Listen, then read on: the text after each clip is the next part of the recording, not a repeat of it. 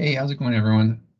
I'm going to do a quick video review of this week's provider updates. Just a quick summary. I won't go over everything, but hit some highlights in case you're interested in this form of presentation rather than just reading it yourself.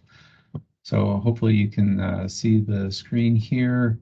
I'd like to actually start with the positive comments and positive feedback. I went over that WellBe stuff a few months ago, and it really showed what a positive impact going over like 3 good things can be. And of course, we do that during our safety huddles. So tried to include those usually at the bottom of the provider updates, but I'll start with those. Delmer got a huge call out during our patient-centered care experience meetings that we have every Wednesday. So that's for the whole hospital. So that was really great regarding a kind of a kudos he got from a family of a patient he cared for that was elderly with dementia. We've also had 2 just spectacular STEMI cases recently with a door to cath time of 11 minutes with Tom Witham and Joanne Hogan, and another door to cath lab in 15 minutes with Byron. So great job with those.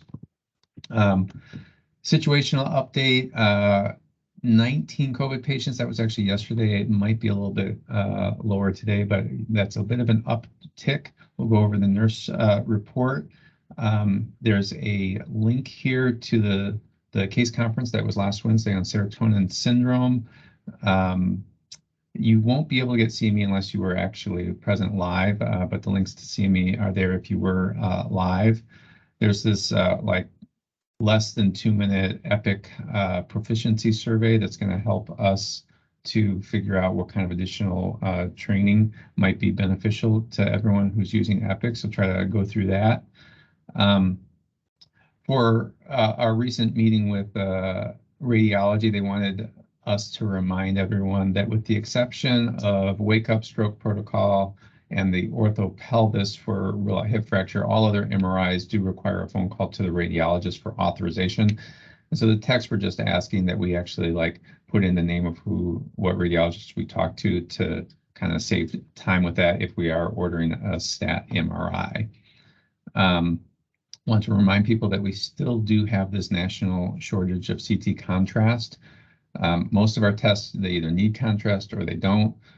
There may be a few, maybe abdominal pelvic CT scans that potentially could be done without contrast. This is IV contrast, by the way.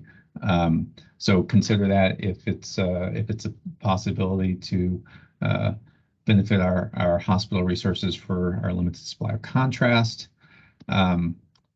Our most recent emergency cares campaign is on empathy. There's a slide in there on that. We've talked about empathy many times.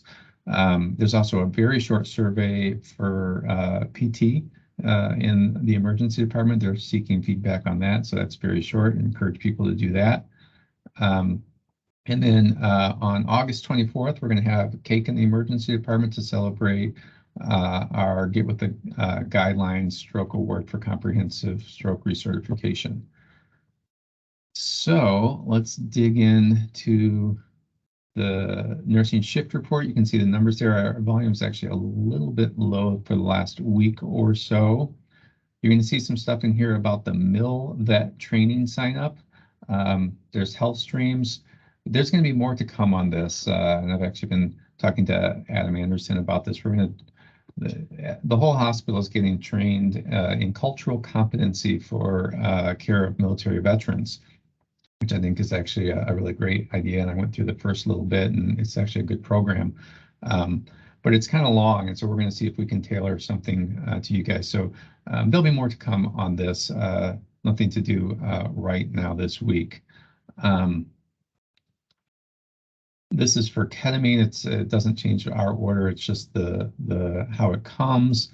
For monkeypox, be aware that if your patients are looking in my chart, it will show test completed, but it won't show you the result. So right now, infection control is notifying patients of those monkeypox results, and that's also still a work in progress. We're hoping to have a change in that over the next couple of weeks or so.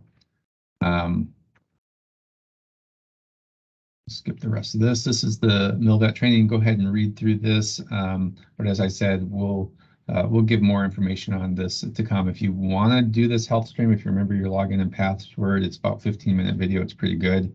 But we'll come up with something later. I did mention this, I think, in a separate email. There's been a few instances where we underactivated trauma. We really do need to follow this trauma activation criteria, which is on the backside of those EMS sheets in pod 1. There, it does say here under the activation 1 criteria, physician discretion, but that's really for upgrading the care to a level 1 if it doesn't quite meet these based on our clinical judgment. We can't really not activate when these criteria are met. We're held to these criteria by the American College of Surgeons and for our level 2 trauma certification. And then also don't forget there's some mandatory trauma consults, or at least conversations with trauma for things that we historically have missed a few a year, these kind of like subacute traumatic subdural hematomas, or like a spine fracture from a trauma. Those require trauma consults. Anyone who goes upstairs wearing a cervical collar that's from trauma, as opposed to, like they came into it from a previous surgery, those require a trauma consult unless we can clear that ourselves. Or at least a conversation with trauma and then documenting that conversation.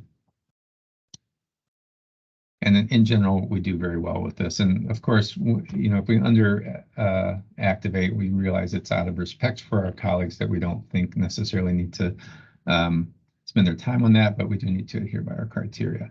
This is the mindfulness. We've gone over this in the past, so this is kind of a reboot.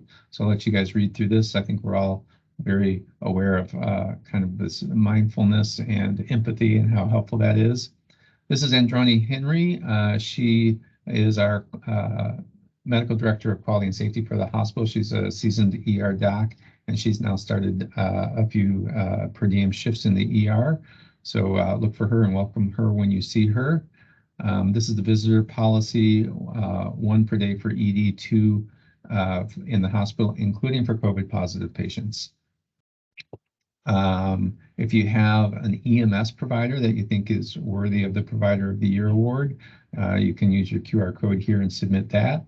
These are some ACEP changes, but they're really more targeted for nursing. So we're going to skip over that. Hopefully you guys are aware that your license now requires a human trafficking CME. So this is one that's available. If you're interested, there's a link here to the registration. And I sent this out previously as well, but if you didn't get a chance to read it, there's a dot monkeypox discharge instructions smart phrase that you can put in the free text section of the DPART process. And this is general information for patients, family, and visitors with a QR link to the CDC website. So Epic doesn't have a discharge instruction set yet, so we made our own, and that should be available to you all. And that's it. Hope you guys are doing well. Enjoy your shifts. And as always, my phone, email, Haiku is always open. Let me know if there's anything I can do for you. All right, thanks everyone.